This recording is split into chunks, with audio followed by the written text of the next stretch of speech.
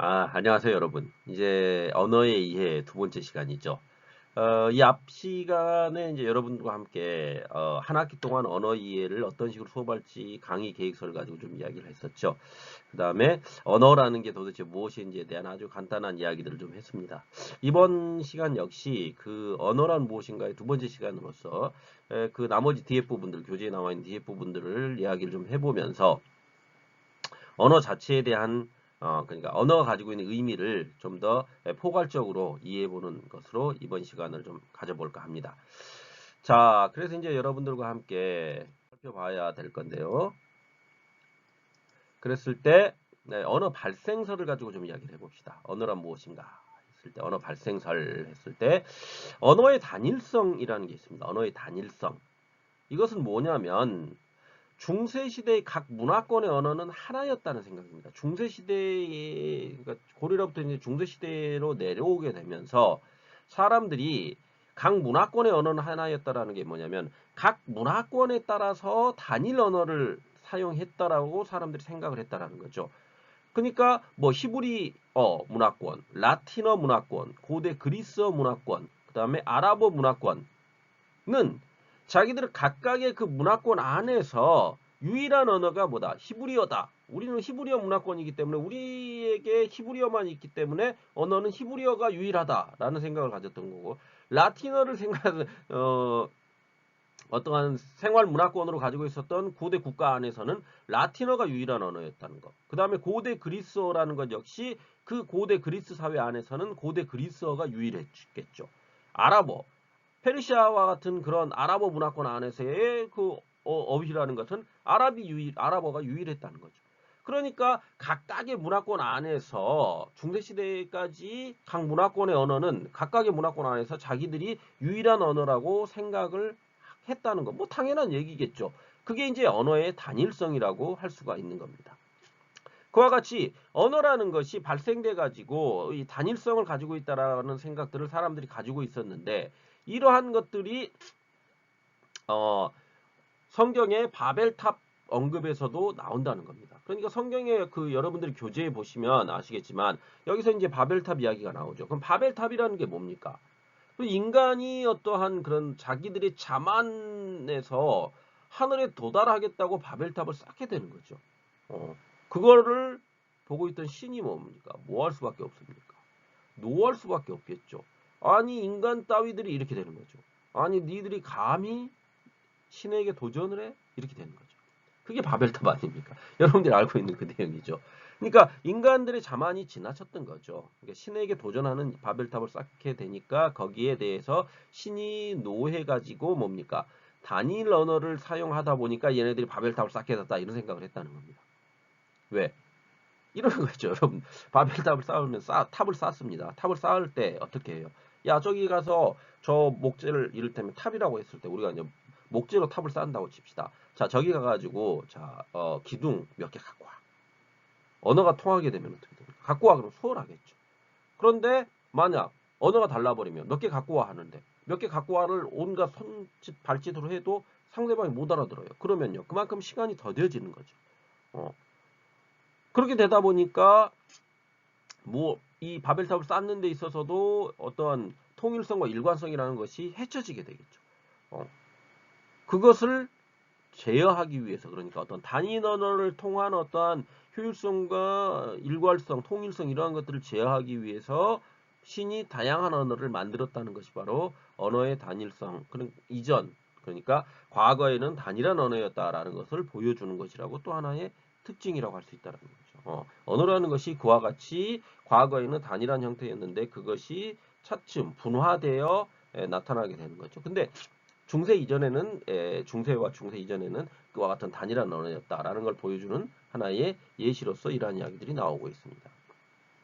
다음으로 세 번째로 이제 그 앞에 교재의 좀 뒤에 부분에 나오는 내용인데요. 문장의 어순이 SVO 혹은 SOV, VOS와 같이 문장의 구성 성분이 서로 비슷비슷하다는 겁니다. 우리가 이제 흔히 이제 주술 관계라고 하죠. 주술 관계. 주술 관계라는 건 주어 플러스 수어죠.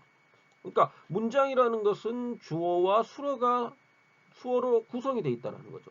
그러한 어순이 물론 이제 한국어와 영어와 뭐 일본어, 중국어 뭐 다 다르죠. 그렇지만 이런 방금 얘기했듯이 주어 플러스 수로의 형태다라는 것은 동일하다는 겁니다. 문장 구성 성분이라는 것 자체가. 그렇기 때문에 거기 안에 이제 무슨 목적어라든지 뭐 보어라든지 뭐 이런 것들이 막 각각이 존재하고 있죠.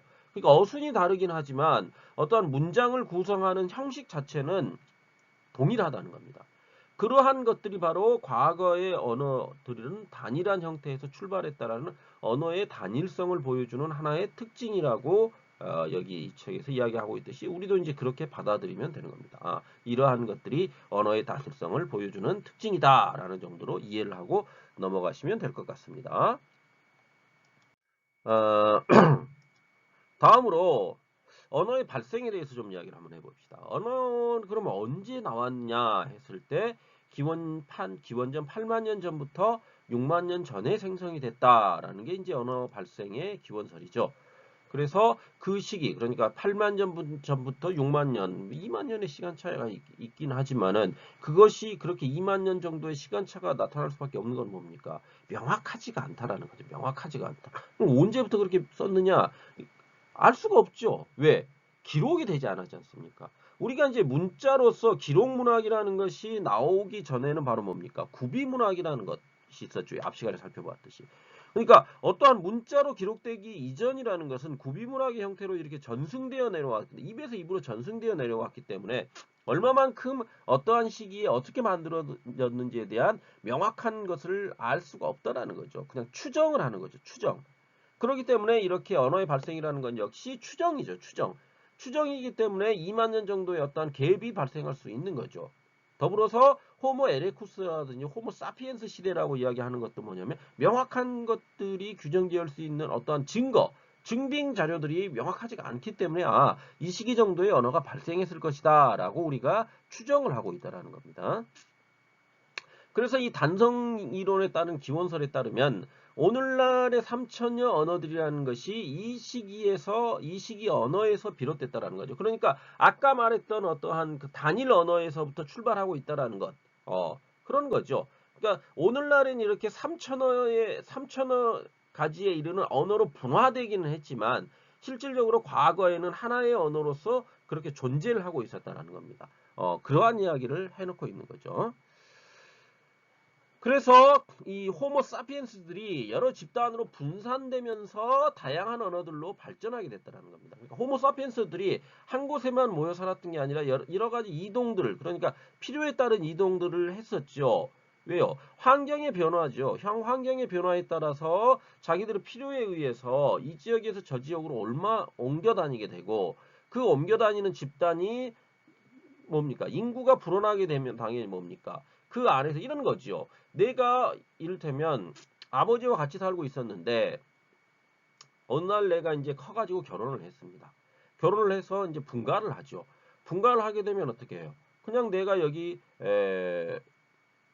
저기 뭐 여러분들이 지금 계시는 제천에서 할 수도 있지만 갑자기 내가 직장을 얻어서 서울로 가게 됐어요. 그럼 어떻게 됩니까?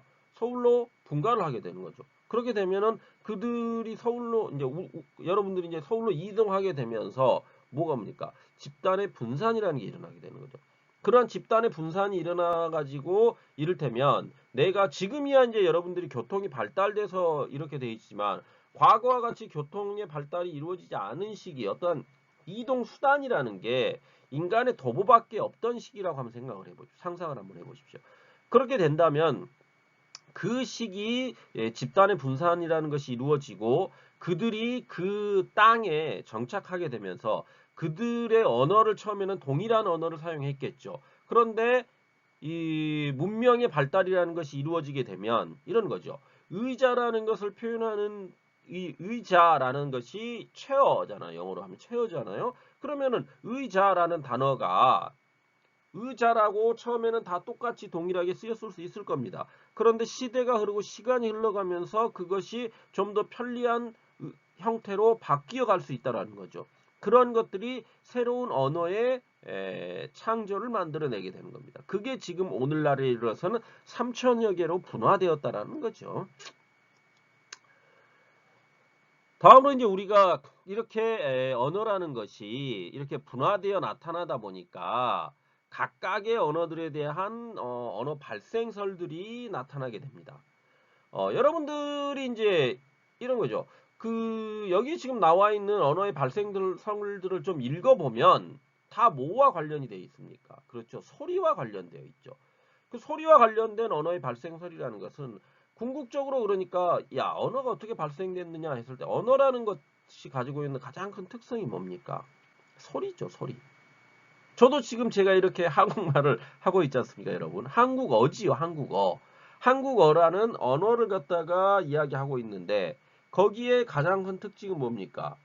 음성 전달이죠, 음성 전달. 그러니까 제가 어떠한 소리를 발생시켜서 여러분들에게 음성을 표출해내고 그 표출된 음성에 의해서 뭡니까? 언어라는 것이 만들어지죠. 그래서 소리와 관련돼서 이렇게 언어가 발생했다는 여러 학설들을 지금 소개해 놓고 있는 겁니다. 그렇다면 가장 먼저 푸푸설이 나오고 있죠. 푸푸설. 푸푸설. 신체의 발성기관을 이용해서 나는 찌찌과 같은 소리로부터 언어가 발생했다는 가설이죠. 발생, 그러니까 신체의 발성기관. 여러분들이 한국어 있죠, 한국어.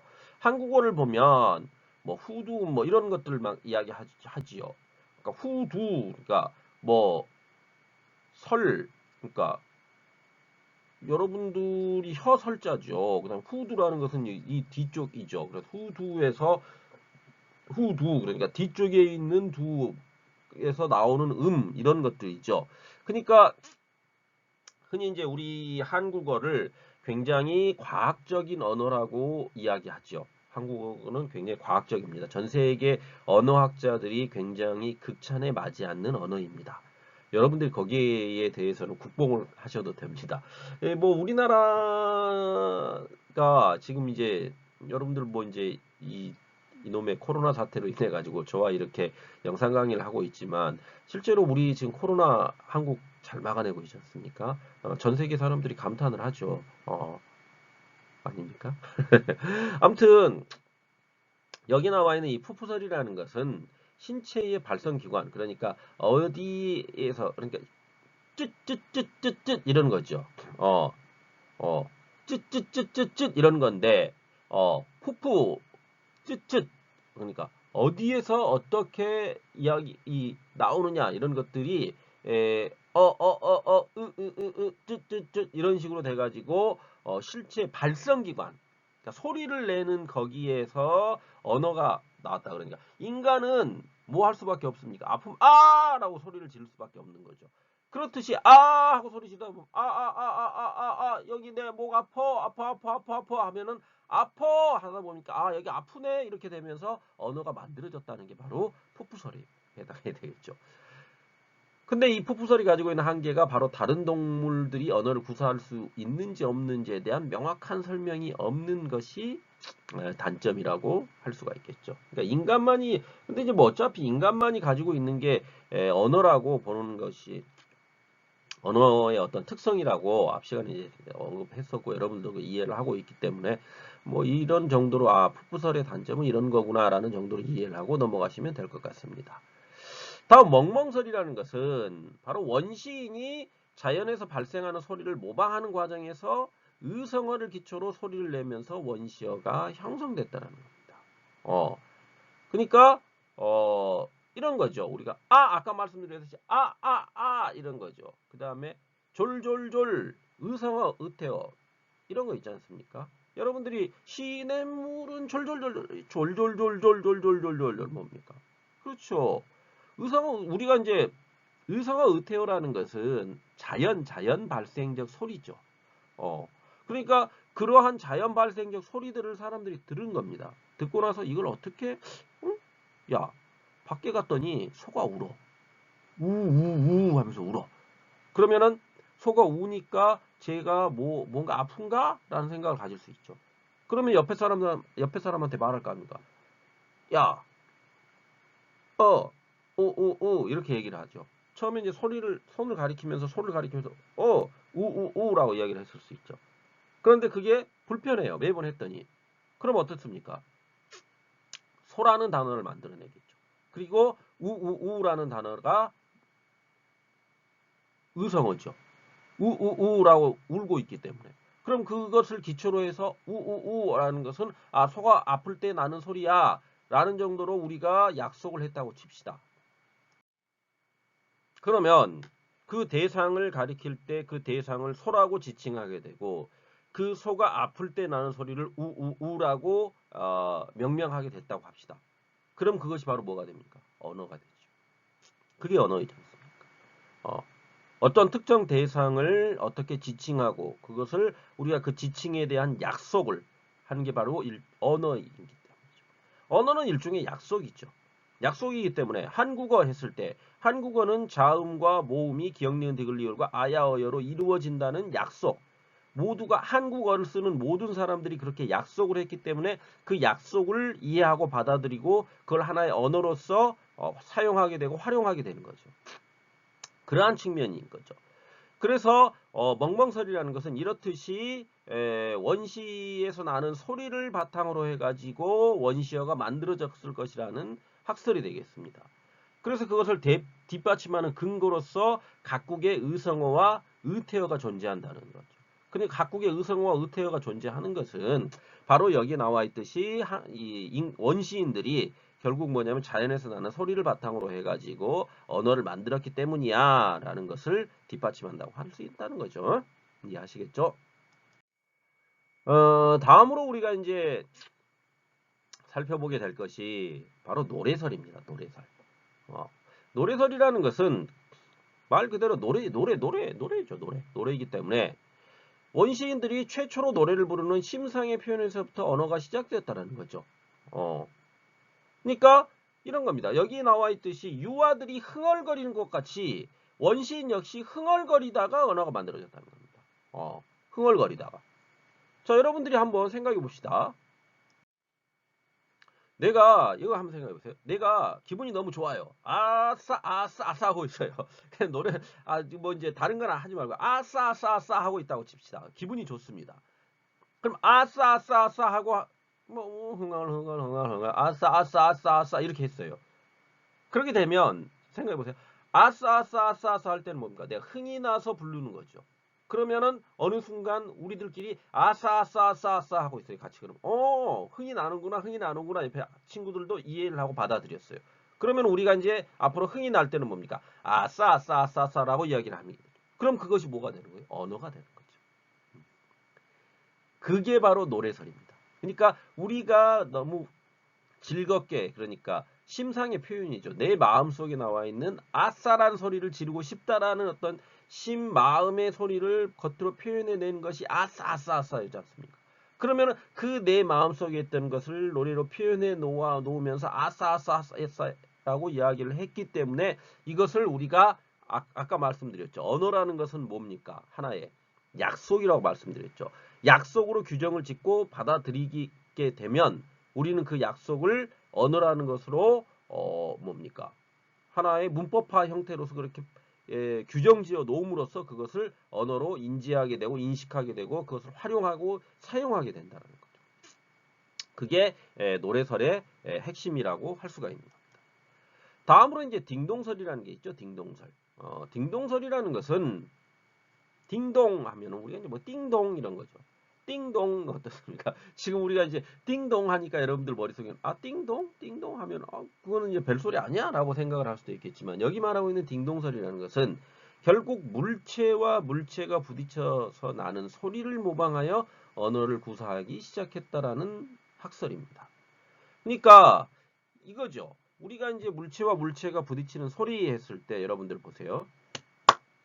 제가 이렇게 해서 여러분 앞에서 이렇게 손뼉 치고 있죠. 그러면 여러분들 앞에 뭡니까? 손과 손이 서로 부딪혔더니 짝 하고 소리가 나더라. 짝 하고 소리가 나더라. 이런 거죠. 그러니까 인간의 지혜가 형성되면서 이를 응용했다라는 것은 바로 이렇게 짝 했더 짝 하면 짝 이렇게 하는 것은 지금부터 기분이 좋거나 아니면은 누군가 뭘 잘했을 때 칭찬하는 것으로서 짝짝짝을 합시다. 그럼 짝짝짝이라는 소리를 듣고 우리는 이것을 뭐 어떤 단어 박수라는 단어로 만듭시다. 그러면은 자, 앞으로 우리가 어떠한 사람이 일을 잘했을 때는 어떻게 됩니까? 박수라고 하면은 박수라는 단어를 우리가 언어로서 인지하게 됨으로써 사람들은 전부 짝짝짝이라는 그런 형태를 떼는 그 행위를 하게 되는 거죠. 그게 바로 딩동설입니다. 그러니까 여기에 나오는 것이 짝짝짝이라는 어떠한 그 물체와 물체가 부딪혀 나는 소리를 모방해 가지고 짝짝짝이라는 소리가 날 때 그것은 뭡니까? 어떠한 인간이 어떠한 행위를 하는 데 있어서 칭찬받을 만한 일을 한다고 가정을 했을 때 우리는 그것을 박수라는 용어로 만들고 그것을 하나의 언어로 통일해서 사용합시다. 라는 것들이 언어의 발전을 가져왔다. 라고 보는 게 바로 딩동설에 해당된다는 겁니다. 이해하시겠죠? 다음으로 이제 끙끙설이 있죠. 끙끙설. 이 끙끙설이라는 것은 바로 뭡니까? 그렇죠.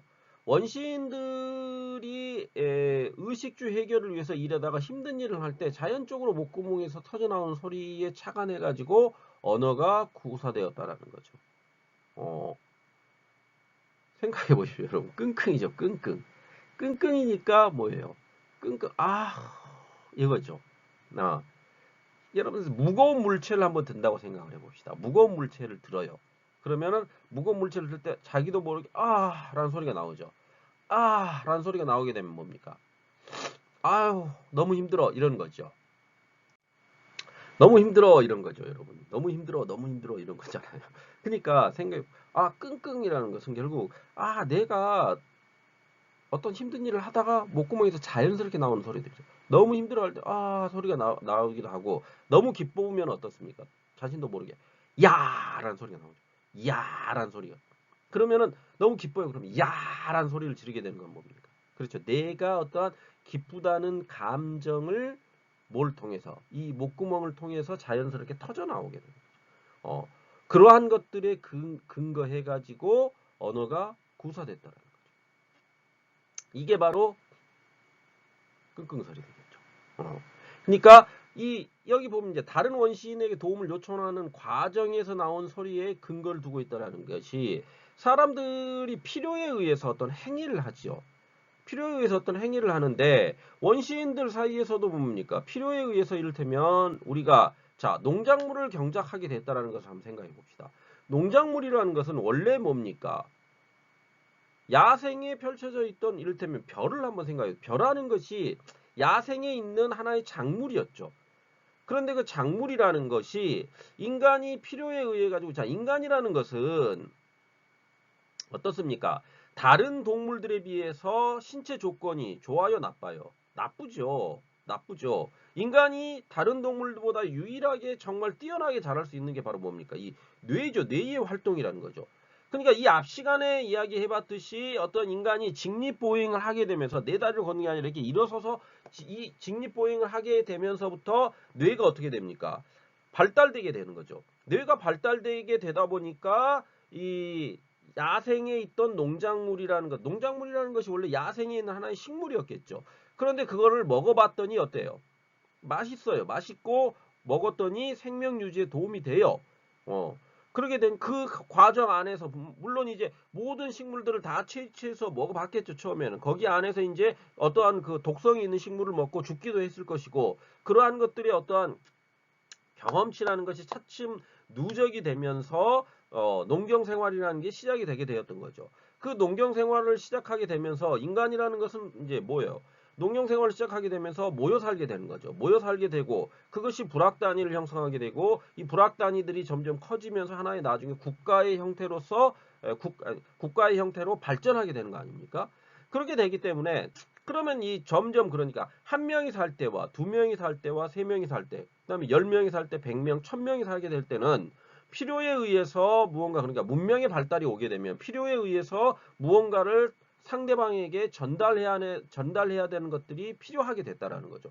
그러면은 내가 같이 노동을 하러 나갔어요. 노동을 하러 나갔더니 너무 힘들어요. 너무 힘들면은 너무 힘들다라는 것을 어느 순간 소리를 냈어요. 그러면은 옆에 보고 있던 동료가 제가 왜 소리를 안 내지? 그럼 물어볼 거 아닙니까? 너 왜 소리 냈어? 물어봤더니 너무 힘들어서 소리 냈어. 그러면 그래? 그럼 우리가 앞으로 힘들 때는 너무 힘들고 이 일을 좀 그만해야 되겠다 싶을 때는 아라는 소리를 내자라고 합의했다고 봅시다. 그게 약속이었다고 칩시다. 그럼 그것이 바로 뭐가 되는 겁니까? 언어가 되는 거죠. 그것이 바로 끙끙소리. 끙끙소리. 이해하시겠죠? 자, 그래서 여러분들이 이제 이 끙끙설까지 살펴보고 이제 만마설이 남았는데요. 이 만마설이라는 것은 말 그대로 뭡니까? 원시인이 먹이를 구하기 위한 표현에서 언어가 발생했다는 겁니다. 맘맘맘맘맘맘맘맘맘 이거죠. 그러니까 이거죠. 유아가 먹이를 달라는 소리가 맘마, 맘마, 맘마 이렇다는 거. 동일하다는 겁니다. 전 세계적으로. 맘맘맘맘마 맘맘맘맘마 하다 보니까 거기서 엄마가 파생되고 아빠가 나왔던 것입니다. 그렇다면 맘마라는 것은 맘마줘, 맘마줘, 맘마줘라는 것은 뭐예요? 인간이 뭐예요? 먹이를 달라는 원초적 인간의 어떤 뭡니까? 요구죠. 원초적 요구. 그 원초적 요구에서 만마설이 출발하고 있죠.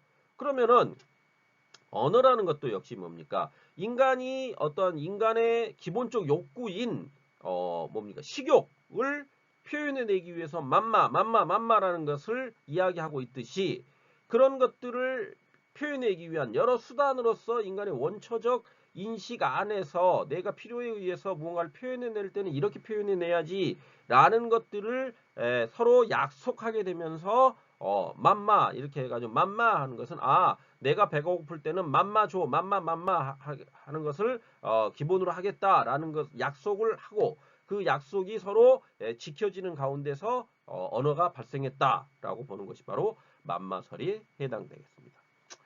자, 이제 이상에서와 같이 여러분들이 6가지 정도로 어떤 소리에 의해서 발생된 언어에 대해서 이야기를 제가 좀 해봤습니다. 그래서 여러분들이 이제 이것들의 관련 영상을 좀 보셔야 되는데요. 유튜브를 치셔가지고 여기 나와 있듯이 아기는 어떻게 말을 배울까? 언어 발달의 수수께끼. 우리는 베르베르인이다. 아주 짧습니다. 한 5분 정도밖에 안 되기 때문에 제가 기억하기로는 모르겠습니다. 좀 더 길 수도 있으니까요.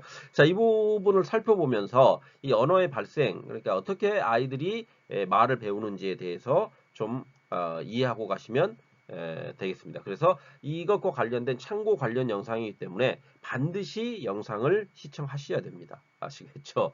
그래서 제가 이제 여기에다가도 오후에 아니 나중에 이제 보시면 저번 주 일강 끝나고 나서 어땠습니까? 후기를 간단히 남겼었죠. 이번 시간도 똑같이 간단하게 이제 이 영상을 보고 혹은 이 수업을 듣고 어땠는지에 대한 간단한 코멘트를 해주시면 그 코멘트 하는 것으로 해가지고 제가 출결 체크를 하는 것으로 하도록 하겠습니다. 그러니까 여러분들이 코멘트는 꼭 좀 남겨주시기 바랍니다. 아시겠죠? 자, 이상으로 여러분과 함께 2강 도대체 언어가 무엇인지에 대해서 총 2주에 걸쳐서 좀 살펴봤습니다. 이제 여러분들이 이 언어가 어떤 식으로 발생이 됐고 그 다음에 언어의 발생 학설이라는 것이 어떠한지를 갖다가 제가 좀 이제 뭐 구체적으로 어떠하다 뭐 학설이 뭐 해가지고 이야기하지는 않았습니다.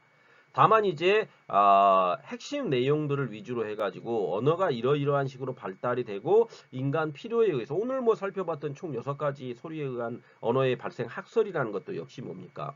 여러분들이 보시면 아시겠지만 좀 황당하죠. 어떤 면으로 보면은 아니 뭐 이게 이런 게 학설이야라고 이야기할 수도 있겠지만 기본적으로 그러니까 인간이 왜 언어를 사용하게 됐고 인간 필요에 의해서 나온 언어라는 것이 어떤 식으로 언어학 이라는 하나의 학문 안에서 어떻게 이해되고 있는지를 갖다가 각각의 학설들을 살펴봄으로써 우리가 이러이러한 것들이 바로 언어의 학설로서 나오고 있구나라는 것을 이해하실 수 있었을 겁니다. 그러니까 이번 학기 동안에 여러분들이 이제 이 언어의 이해라는 과목 자체가 이론적인 과목이다 보니까 굉장히 지겨울 수밖에 없습니다. 강의를 하는 저도 지금 솔직히 좀 지겨운 측면이 있죠. 여러분들에게 무언가 흥미롭고 즐거움을 드려야 되는데 이게 바로 그렇죠. 언어의 이해지 않습니까? 그러니까 언어가 무엇인지에 대한 이해도를 높이기 위한 이론적 수업이다 보니까 당연히 재미가 없을 겁니다, 여러분. 재미가 없음에도 불구하고 여러분들이 이것은 뭡니까? 가장 기본을 바탕 그러니까 기본적으로 이해하고 받아들여야 될 과목이기 때문에 여러분들이 그러한 이해도 위에서 뭐 이런 정도로만 이해하고 넘어가라는 식으로 제가 계속 말씀을 드릴 겁니다. 그러니까 그런 정도 부분까지만 이해를 하고 넘어가시면 될 것 같습니다. 자, 2강 듣느라고 수고하셨고요. 다음 주에 뵙겠습니다. 감사합니다.